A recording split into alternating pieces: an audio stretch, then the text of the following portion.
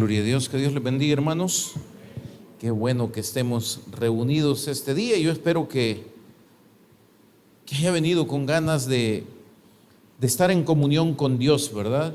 Y de que podamos siempre de verdad alabar, glorificar el nombre de nuestro Dios, como lo dice la Biblia, con toda nuestra mente, con toda nuestra alma, con todas nuestras fuerzas y sobre todas las cosas. Así es que vamos a comenzar el estudio bíblico de esta tarde, mis hermanos, en el libro de los Salmos.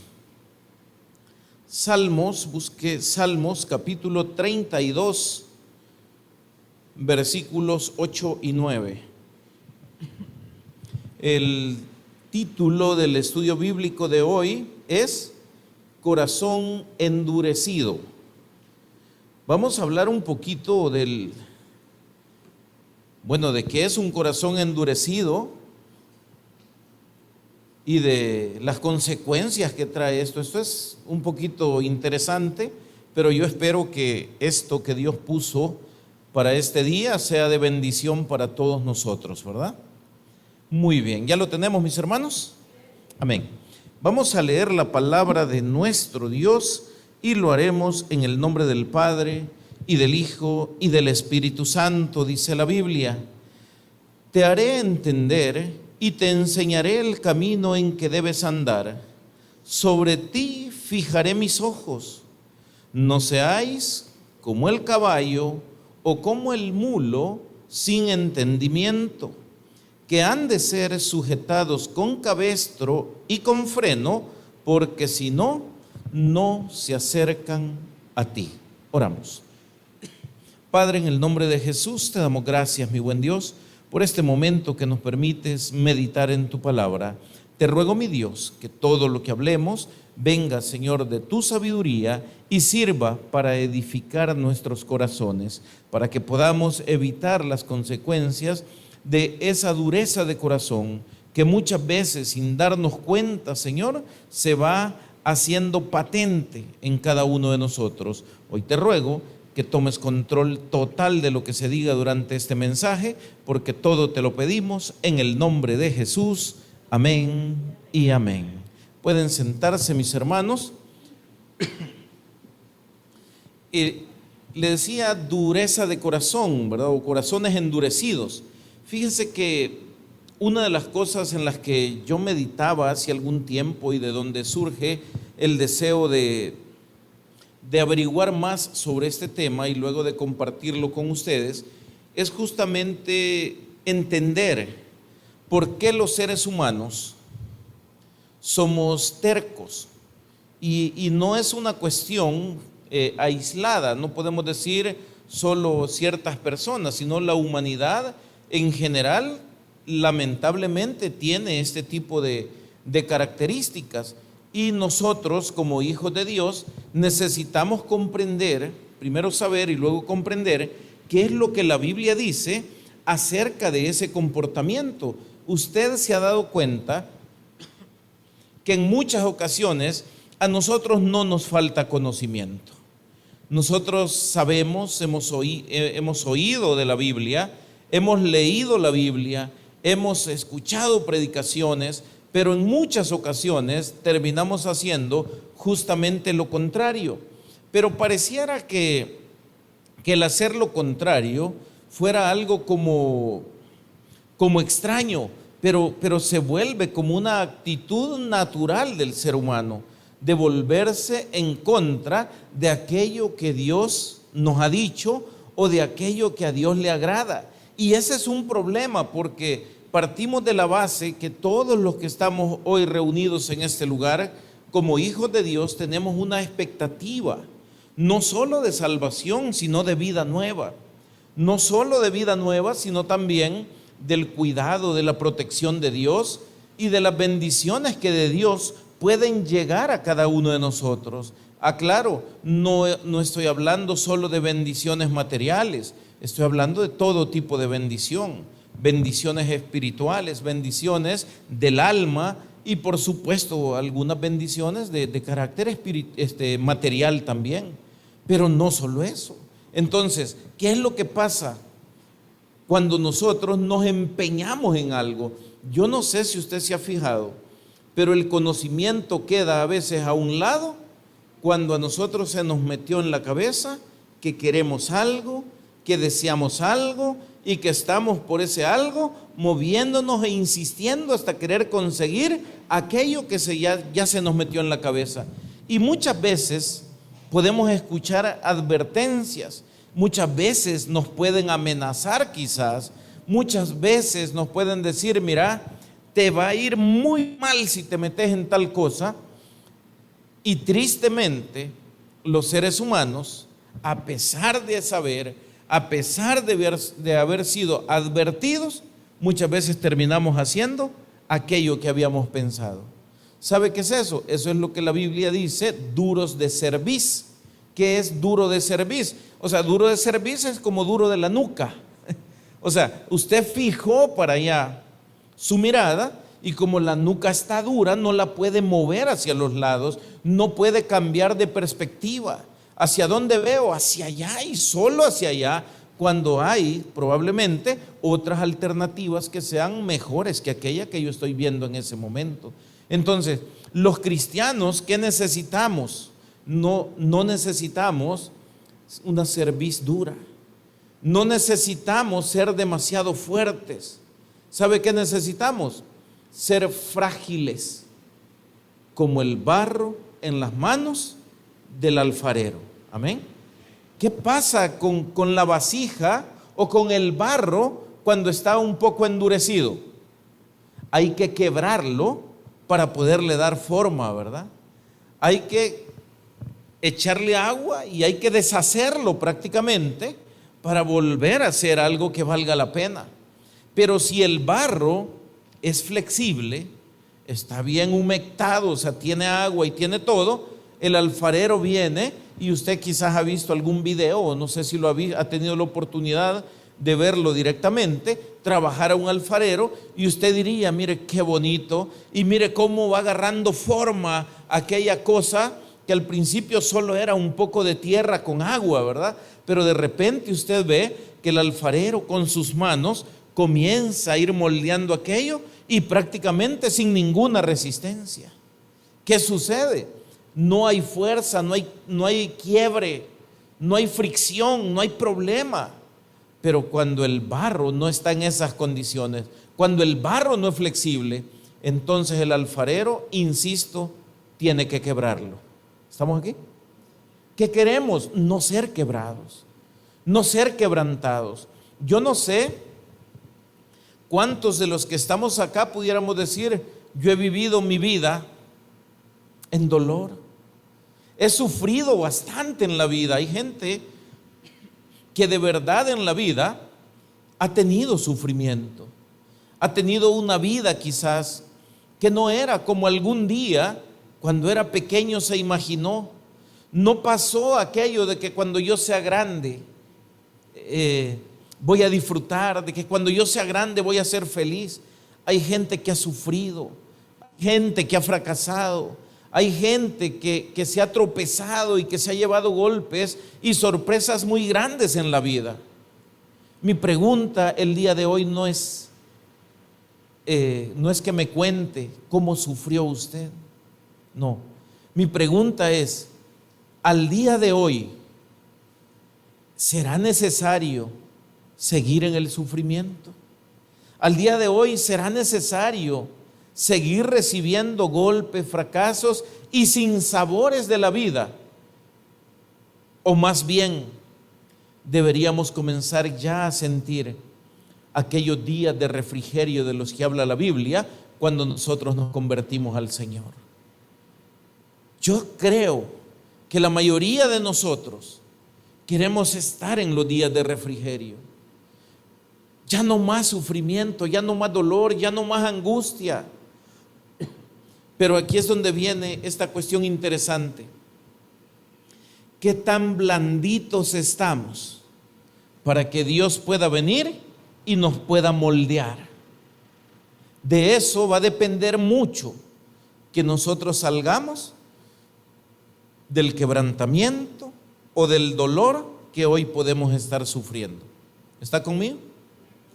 tener un corazón sensible a Dios, tener un corazón que en serio tenga la intención de buscar, de alabar, de adorar, de servir, de glorificar a Dios.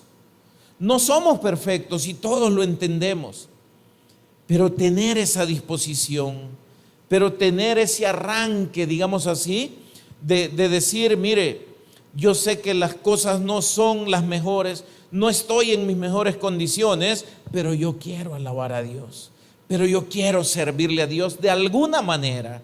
No necesariamente corriendo, podrá decir alguien, porque yo no puedo correr. No necesariamente gritando, dirá otro, porque la garganta no me da. Ok, está bien, pero hay otras maneras en las que nosotros podemos alabar, glorificar y servir a nuestro Dios también. Pero que ese corazón, mi hermano, esté sensible. Y cuando hablo de sensibilidad, no estoy hablando de un sentimentalismo nostálgico del que a veces nos llenamos cuando oímos, por ejemplo, aquella música del pasado o cuando comenzamos a ver fotos de antes. No, estoy refiriéndome a ese estado en el que nosotros tenemos nuestro corazón muy receptivo a las enseñanzas y a las instrucciones que Dios nos da a través de su palabra. Eso es bonito. Eso es maravilloso, sentir que usted ora, que usted habla con Dios, que Dios responde, que Dios está con usted, pero eso no lo puede sentir, no lo puede percibir un corazón endurecido. Eso solo lo puede percibir un corazón rendido a Dios.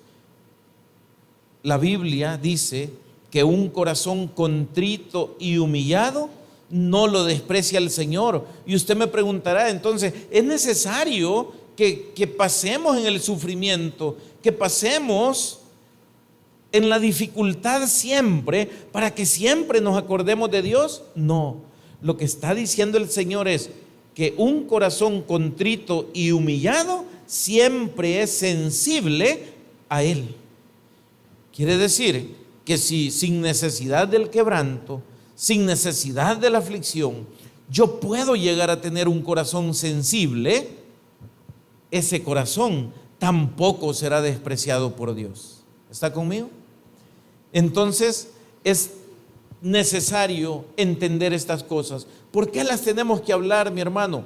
Porque todos, insisto, queremos que nuestra vida cambie y cambie para bien. Porque todos queremos crecer y ser mayormente bendecidos por nuestro Dios. Pero ahora veamos, en la cultura bíblica, que es donde nos vamos a centrar obviamente en la Biblia, la terquedad humana se compara con la de una bestia inamovible, es decir, de un animal sin entendimiento, en el que usted tiene que usar la fuerza para que se pueda mover.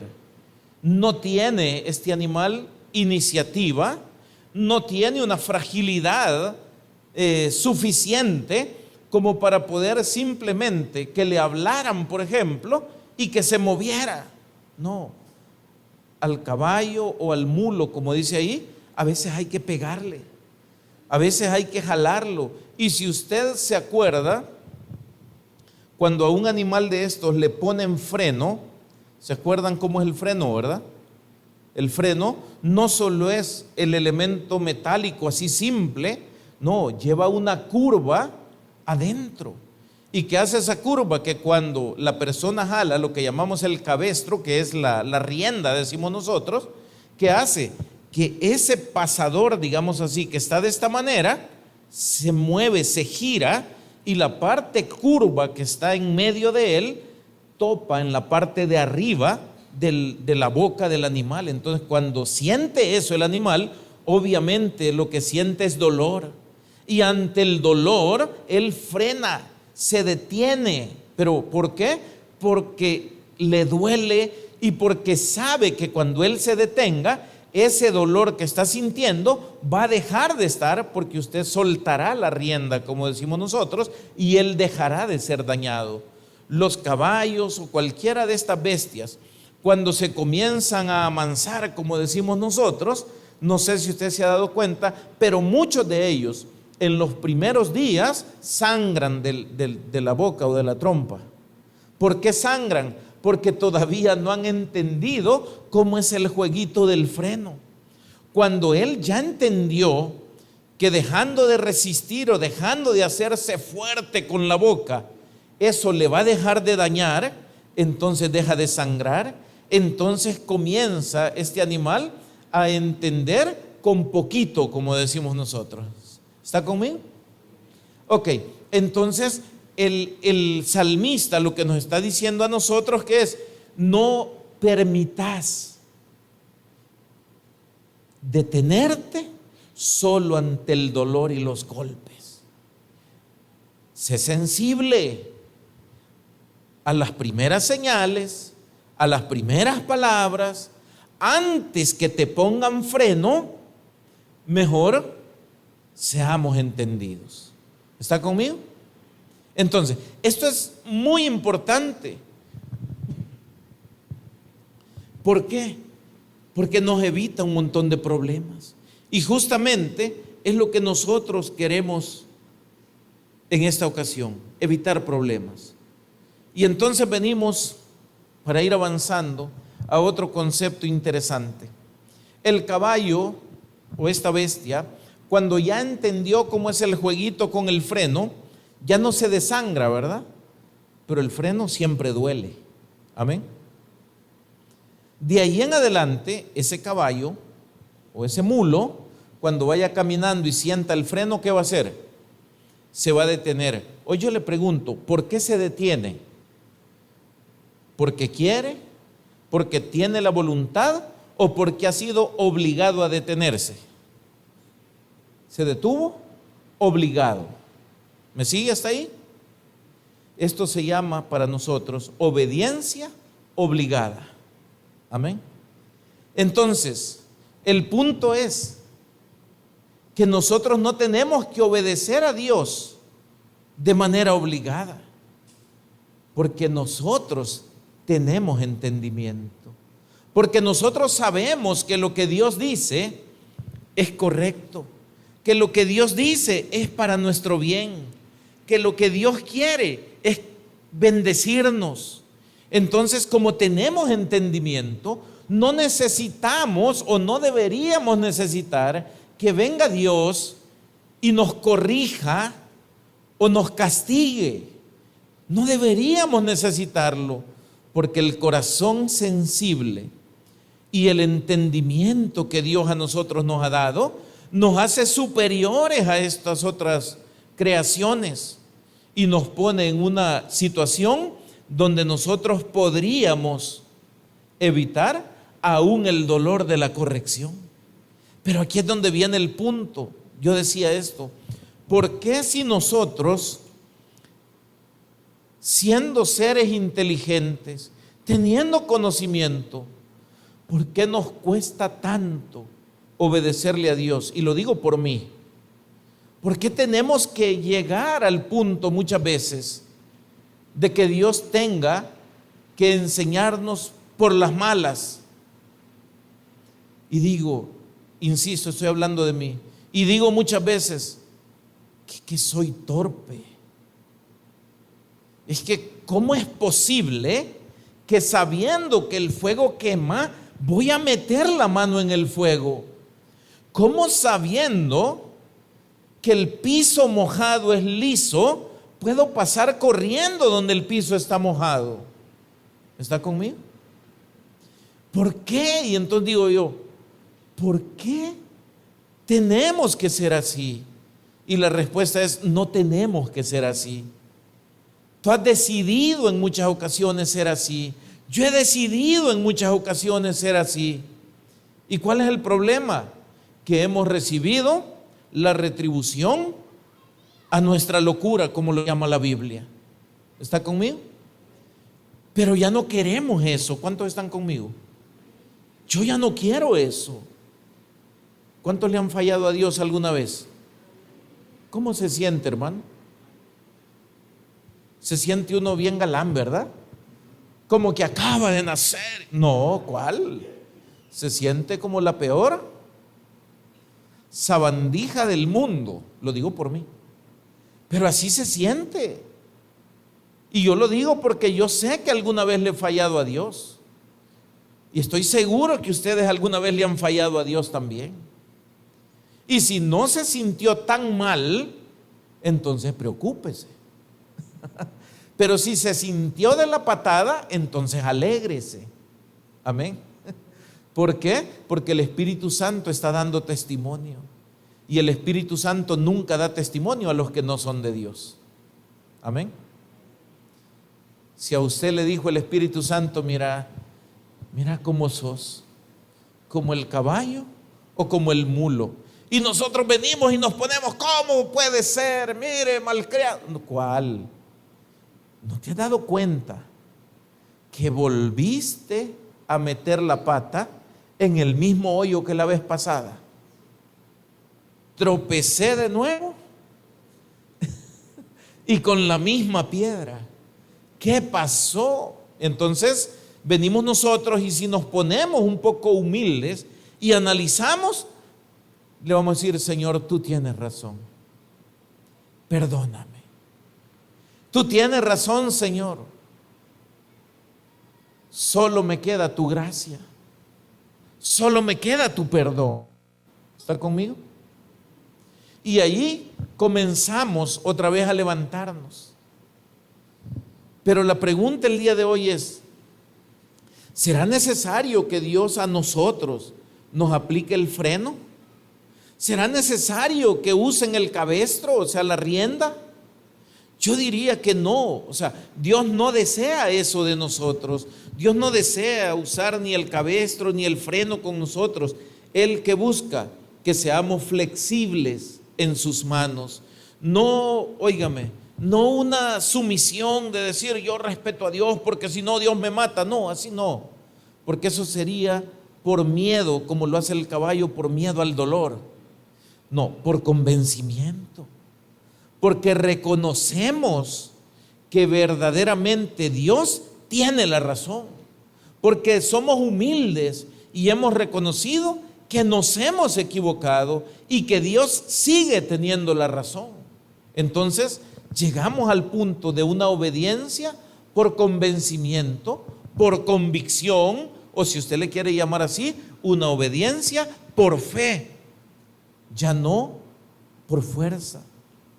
Ya no porque duele, no, porque sé que estoy haciendo lo correcto y hacer lo correcto es para gente valiente. ¿Está conmigo?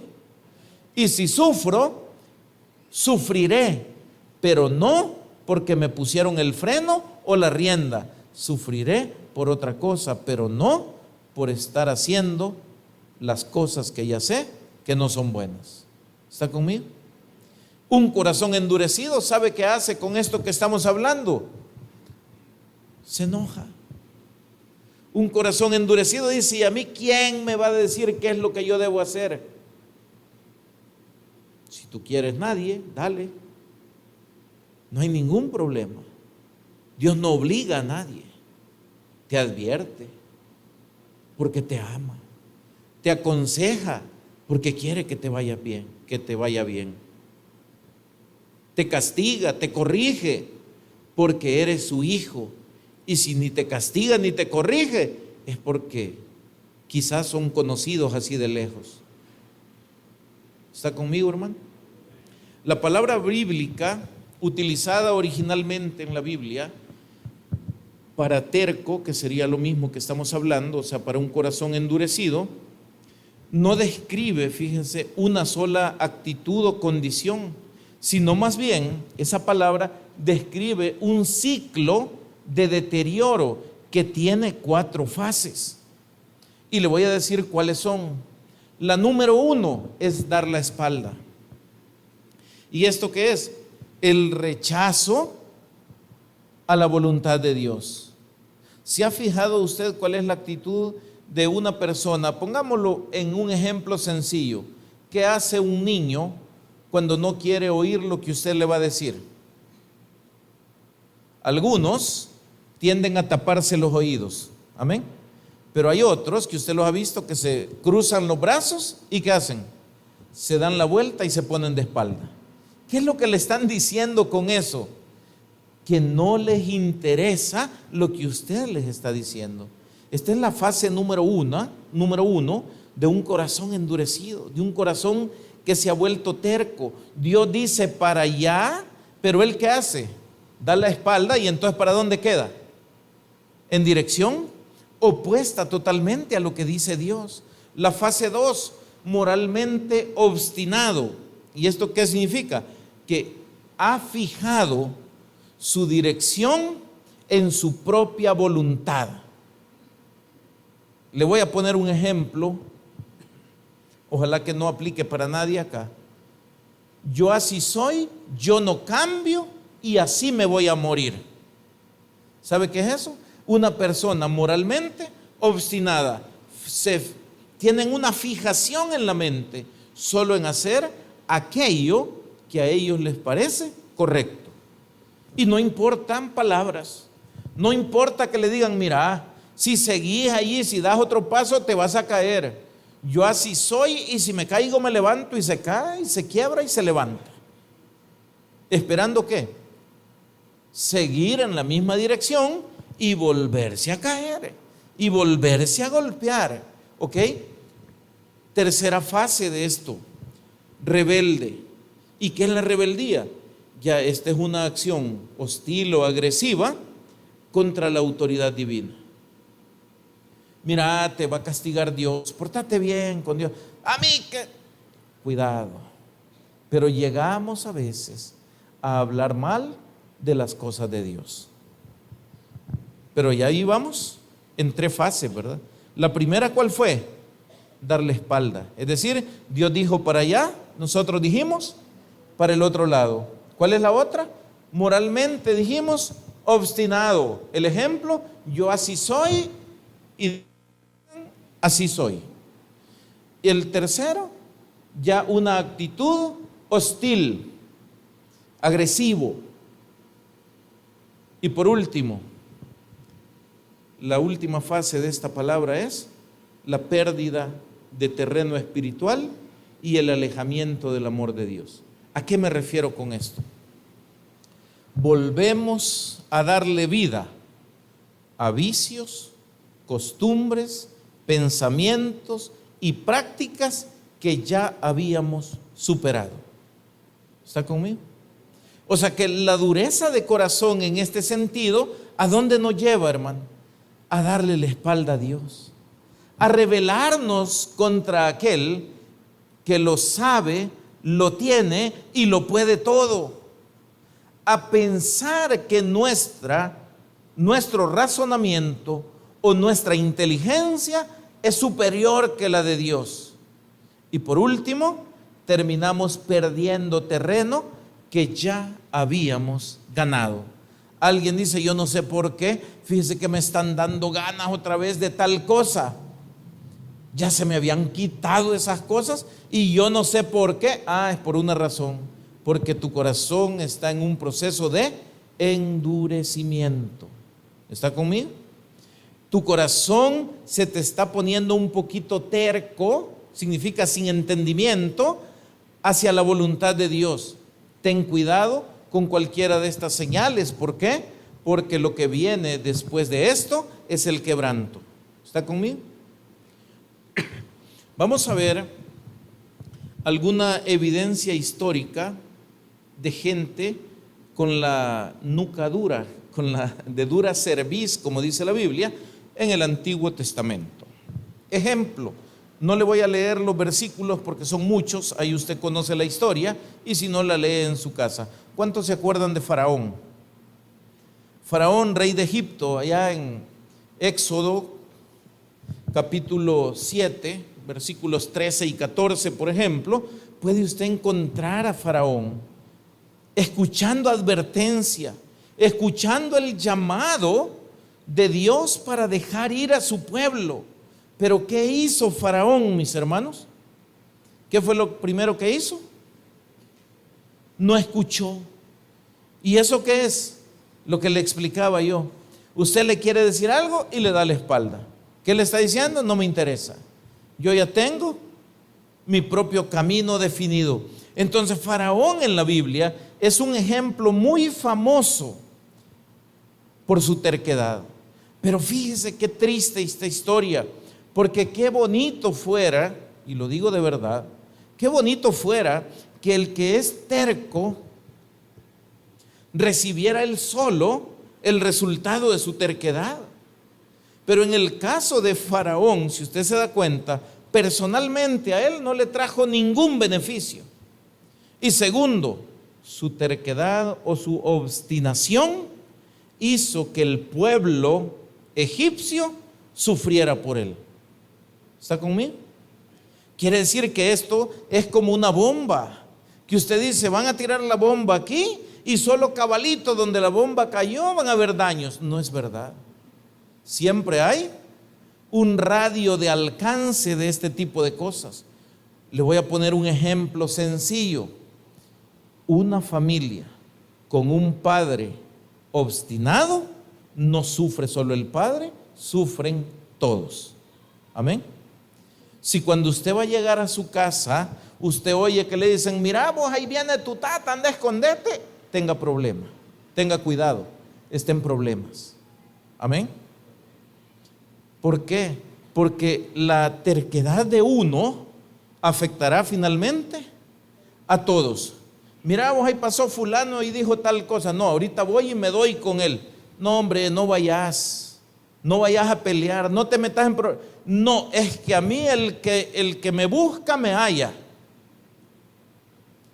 Se va a ir a aguantar un par de trompones como mínimo, y mientras tanto los demás en su casa van a estar afligidos, preocupados, llamando la ambulancia después para que lo lleven al hospital, o metidos posteriormente en un gran problema. Hoy le pregunto, ¿por la cabeza de quién? De uno. ¿Está conmigo? De uno. Entonces, esto es peligroso, porque no es que vayamos a hacer a los demás tercos como nosotros, aunque también se da, pero nuestra terquedad que nos conduce a nuestras malas decisiones terminan afectando a los que están cerca de nosotros. Faraón, era necesario realmente que pasara el pueblo todo lo que pasó. Por el plan de Dios sí, pero no es ese el punto de hoy. Pero si Faraón desde el principio hubiera dicho, bueno, este pueblo está aquí, si este pueblo no es ni de aquí, y ahora su Dios los manda a llamar, pues que se vayan. Pero él no tuvo ese pensamiento. Él dijo, no se van. Y luego, imagínense cómo era de terco, cuando le dan al pueblo de Israel la apertura para que se vaya, todavía sale detrás de ellos a seguirlos, a morir ahogado junto con su ejército en el Mar Rojo. ¿Está conmigo? Quiere decir que esa acción de terquedad a veces cesa por un momento, pero si no estamos listos, ¿qué sucede? Surge de nuevo y nos empuja a seguir en el error que ya hemos cometido. Y eso trae verdaderamente problemas. Este fue el caso de Faraón. Ahora veamos otro ejemplo, y este es el pueblo de Israel, a quien el Señor les dijo, he observado a ese pueblo, y he aquí es pueblo duro de cerviz. Oiga lo que dice Dios del pueblo de Israel, de su pueblo escogido. Dice un dicho del mundo, amor no quita conocimiento. ¿Ya han oído eso? Dios ama a Israel y nos ama también a nosotros. Pero eso no significa que Dios no vea nuestros errores. No significa que no conozca quién es Israel y quiénes somos nosotros verdaderamente. ¿Qué pasa con el pueblo de Israel? Mire, el pueblo de Israel, un pueblo privilegiado, salen de la esclavitud en Egipto, y lo primero que ven después de esto es al ejército siguiéndolos, pero que también un mar que se abre y que se traga a sus enemigos. ¿Está conmigo? Una obra maravillosa de su Dios. Pero luego ven, cuando comienzan a caminar en el desierto, cómo Dios tiene cuidado de ellos cuando dicen, miren, pero el sol en el desierto es mortal. Y vino Dios y les dijo, no se preocupen, aquí está la nube que les va a dar sombra. Gracias a Dios, ¿verdad? Alabado sea el Señor. Pero luego vienen y dicen, pero en la noche hace frío en el desierto. Pero en la noche las fieras y los animales peligrosos salen y nos pueden picar. Y viene Dios y dice, no te preocupes, aquí está tu columna de fuego. ¿Está conmigo, hermano? ¿Ya se despertó o sigue dormido? Ok. El mar rojo se abrió, la nube los cubrió, el fuego apareció para la noche. Pero cuando este pueblo llega al monte Sinaí, cometen un terrible error. ¿Y cuál es? Viene Moisés y les dice, pueblo, me esperan un ratito, porque Dios quiere que suba al monte. Vamos a platicar un rato con el jefe. Y vino Moisés y subió al monte Sinaí. Y cuando Moisés sube a ese monte Sinaí, fue para que Dios le diera las tablas de la ley. ¿Se acuerda de esto? Pero de repente, Dios le dijo a Moisés, Moisés, ¿qué crees que está haciendo tu pueblo allá abajo? Señor, si a mí me preguntarían, ¿qué cree que están haciendo los del Táber a esta hora? Señor, orando de rodillas. Amén. Y entonces Moisés de seguro le dijo a Dios, ¿verdad? Esto es invento mío, aclaro por cualquier cosa, ¿verdad?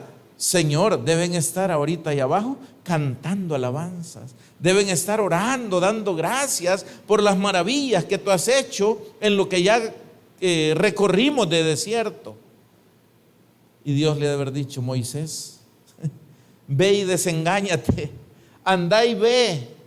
Y cuando baja Moisés, ¿se acuerdan ustedes qué es lo que encontró donde estaba el pueblo? Al pueblo desenfrenado. Uno, hagamos un becerro de oro. Cuando salimos de Egipto, los egipcios nos dieron oro, nos dieron plata, nos dieron cosas útiles. No se les ocurrió otra cosa. Vea, pueblo duro de cerviz. No se le ocurrió otra cosa más que recoger todo aquello que les habían dado y venir a decirle al aguado de Aarón, Aarón, hacenos un becerro, por favor. Y el otro, por tenerle miedo al pueblo o a saber qué, dijo, bueno, traigan pues esas cosas, las vamos a fundir y vamos a hacerles el becerro tan bonito que ustedes quieren.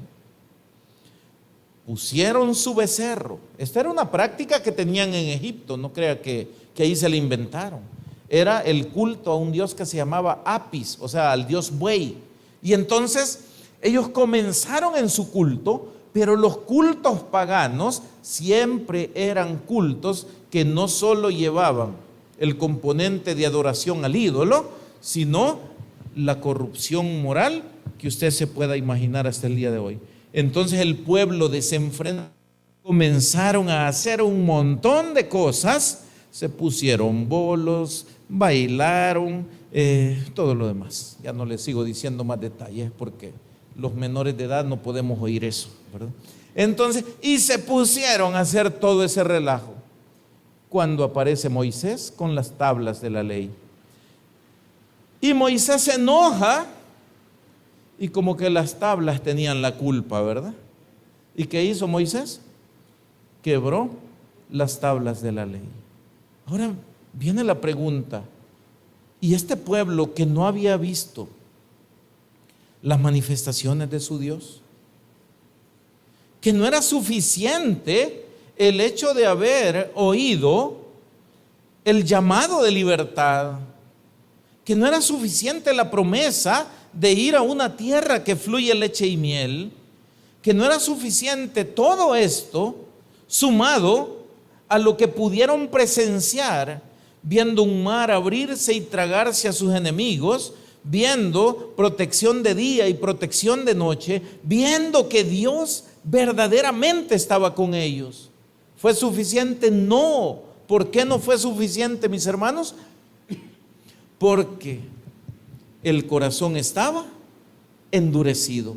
Un corazón endurecido podrá ver todos los milagros que usted se imagina en la vida y ¿sabe qué? No le van a importar. Un corazón endurecido oirá, verá señales y tampoco le va a importar. ¿Por qué? Porque ese corazón está endurecido. Entonces el corazón endurecido, ¿qué trae? Trae, mis hermanos, la ira de Dios. Faraón, aquí te van 10 plagas por tu terquedad. Pueblo de Israel, esta noche se volvieron a los ídolos después de haberme conocido. Esa noche murió, si no me equivoco, 23,000 israelitas. ¿Está conmigo? Ok. ¿Hay consecuencias? Claro que las hay. Corazón endurecido, terrible. Y mire, la ley de Dios es tan exigente con este punto que nos podemos quedar un poco asustados. Si usted ha leído la ley, el libro de Levítico, Deuteronomio, que es la segunda ley o la repetición de la ley, se va a dar cuenta que la Biblia dice que si usted tiene, como pueblo de Israel, un hijo contumaz y rebelde, esto significa terco, que no hace caso. ¿Alguien de ustedes ha leído la ley y me puede decir qué dice la Biblia que hay que hacer con ese hijo? Debes ponerlo en disciplina, hincado en maicillo. No. Le debes quitar el juguete que más le gusta. Y ahora nos dicen, no, porque se va a traumar el niño. Amén. Ya no sigo por ese tema, por peligroso. Pero bueno, no. Si tienes un hijo contumaz y rebelde, sácalo a las puertas de la ciudad y que el pueblo lo mate a pedradas. Así acabarás con la maldad en tu pueblo. Oiga lo que dice la ley. Esto no me lo inventé yo, esto lo dice la ley. ¿Está conmigo, hermano? Ok, esto es terrible, pero ¿qué es lo que trata la ley? Lo que trata de hacer la ley es, padres, ustedes que aman a sus hijos, no dejen que se conviertan en eso, porque si dejas tú, por tu negligencia o por aguado, que se vuelvan así, vas a perder a los hijos que dices que amas. ¿Está conmigo?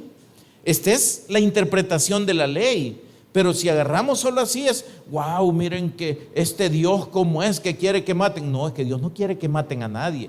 Dios lo que está diciendo es, padre, reflexiona. La ley dice que si tú no corriges a tus hijos a tiempo, si no los tienes, como lo dice el Nuevo Testamento, en disciplina y amonestación del Señor, los tienes que sacar y los tienes que matar. ¿Está conmigo? No vi en la Biblia, y si alguno de ustedes lo encuentra me avisa, pero no vi en la Biblia ningún ejemplo de esto, de que alguna vez algún padre israelita haya agarrado a un hijo y haya ido donde estaban los ancianos y toda la gente de Israel y a decirles, miren, aquí les traigo por burro, hay que matarlo. Nunca lo vi en la práctica, pero la ley está. Entonces, ¿es un punto serio? Claro que lo es. ¿Por qué? Porque esto nos aleja ¿de dónde? Del estado en el que Dios nos quiere tener, en un estado de bendición. Vamos a ver ahora otras evidencias de esta dureza de corazón, pero en el Nuevo Testamento, porque pareciera que eso fue, bueno, en el Antiguo Testamento, ¿verdad? Pero ¿y en el Nuevo? ¿Ya la dureza de corazón se acabó? No. En el Evangelio de Marcos, en el capítulo 3, versículos del 1 al 6, encontramos una historia, tal vez usted se acuerda, de un hombre que tenía una mano seca. Ese hombre que tenía la mano seca se encontró con Jesús. Pero los religiosos de la época andaban por ahí vigiando, como decimos nosotros, ¿verdad? Mira vos por dónde anda, allá va. Y Jesús allá por el otro lado. Va, ponete listo a ver si lo sana. Y cualquiera diría, mire, estaban a la expectativa de ver un milagro de Dios para glorificar a Dios. No era eso. ¿Sabe qué hacían? Lo andaban vigiando a ver si lo sanaba, porque era día de reposo y ese día no tenían que hacer nada. ¿Está conmigo? Y vino Jesús, y cuando se da cuenta de la actitud de estas personas, el Señor se entristeció, pero también se enojó. ¿Qué hay que hacer en el día de reposo?, preguntó el Señor. ¿Hay que hacer el bien o el mal? ¿Qué es lo que hay que hacer en día de reposo? Yo le pregunto a usted, en el tiempo que dedicamos a Dios, ¿qué hay que hacer? ¿El bien o el mal? ¿Debo yo estar a la expectativa para ver cómo acuso a alguien que haga el bien solo porque no cumplió una regla? Y entonces Jesús dice, no, hombre, están equivocados. El día de reposo es para hacerle bien a las personas.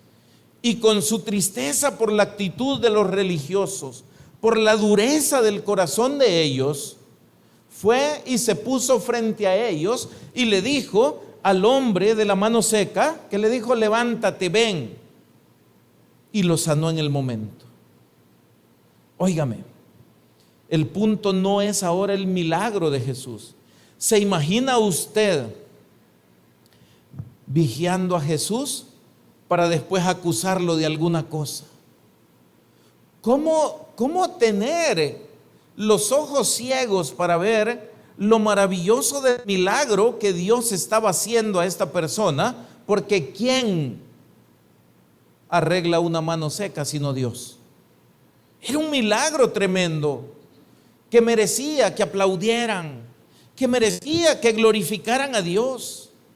Pero en lugar de eso, ellos estaban empecinados en buscar la manera de acusar o de intentar matar a aquel que hacía bien. ¿Sabe qué es eso? Es la terquedad de la que estamos hablando. Ante sus ojos, como en el pueblo de Israel, sucedían milagros. Ante sus ojos veía cómo Dios estaba con Jesús, y lo digo de esta manera porque así mismo lo confesaron ellos alguna vez, y no se dieron cuenta que ese Jesús era el Rey, el Mesías que ellos tanto habían esperado. ¿Por qué? Por la dureza, por la terquedad de sus corazones, porque se enfocaron en la religiosidad, se enfocaron en los cargos que tenían, se enfocaron en los beneficios materiales que percibían y perdieron la visión espiritual de las cosas. ¿Quién hizo eso? Un corazón endurecido. ¿Esos quiénes fueron, mis hermanos? Esos fueron los fariseos.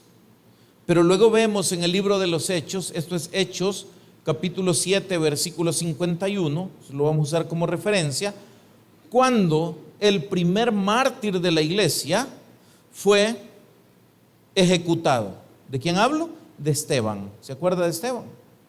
Esteban comenzó una discusión o una plática, si usted quiere, otra vez con los religiosos. Uno de los capítulos que a mí me gustan mucho del libro de los Hechos es Hechos capítulo 7, porque Esteban hace casi todo un resumen del Antiguo Testamento y de un montón de cosas para explicarles a aquellos que deberían saber que Jesús es el Hijo de Dios. Pero ¿qué pasó? En lugar de reconocer que Esteban tenía la razón, se endurecieron sus corazones y a Esteban lo mataron a pedradas. ¿Qué sucedió? Ahí lo dice el versículo que estaban proyectando hace un momento ahí. el anterior a ese. ¿Cómo les dijeron? Duros de cerviz. Duros de cerviz e incircuncisos de corazón. Pero no solo de corazón, sino también de oídos. ¿Cuántas cosas les acabo de decir? Decía Esteban. Y no se han dado cuenta. Y no entendieron. Y siguen en su terquedad. Vosotros, le dice, resistís. ¿A quién? Al Espíritu. Pregunto yo, ¿se puede resistir al Espíritu Santo? Sí, sí se puede. ¿Cómo? Con un corazón endurecido. No vas a sentir el efecto de Dios. Amén.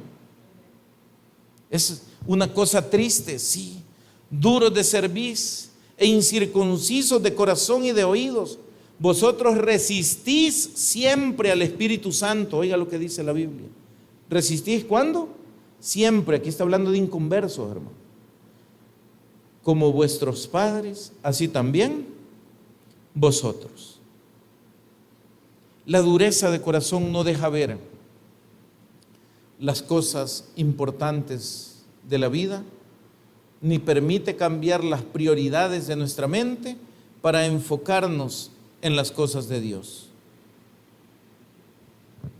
Esta dureza de corazón comienza girando la cabeza y endureciéndola para no darle vuelta a pesar del mandamiento. Es decir, dándole la espalda a la palabra y a Dios. Se convierte posteriormente en una resistencia constante al Espíritu Santo. Y por último, Dios los entrega a la dureza de sus propios deseos. Leo esto para terminar. Este es Romanos capítulo 2, versículo 5, y dice: pero por tu dureza y por tu corazón no arrepentido, atesoras para ti mismo ira para el día de la ira y de la revelación del justo juicio de Dios. ¿A quiénes les habla? Evidentemente está hablándole a personas inconversas, que muchas veces no quieren, como dicen, dar su brazo a torcer, no quieren cambiar su manera de vivir, amar aún más las tinieblas que la luz. Amén. ¿Por qué pasa eso? Por la dureza de corazón. Así es que esto verdaderamente es un peligro. ¿Para quién? Para cualquiera que lo practique. El llamado entonces no es a ser más fuerte, sino a ser más moldeable. Aprendamos en la medida que podamos a cederle terreno a Dios, a ser flexibles en las manos de Dios. El único remedio contra la dureza de corazón es rendirnos voluntariamente ante la majestad de Dios. No hay otra manera. Así es que, mis hermanos, en esta tarde solo me queda decirles que Dios sigue siendo bueno y tiene algo maravilloso para cada uno de nosotros. Démosle al Señor un fuerte aplauso.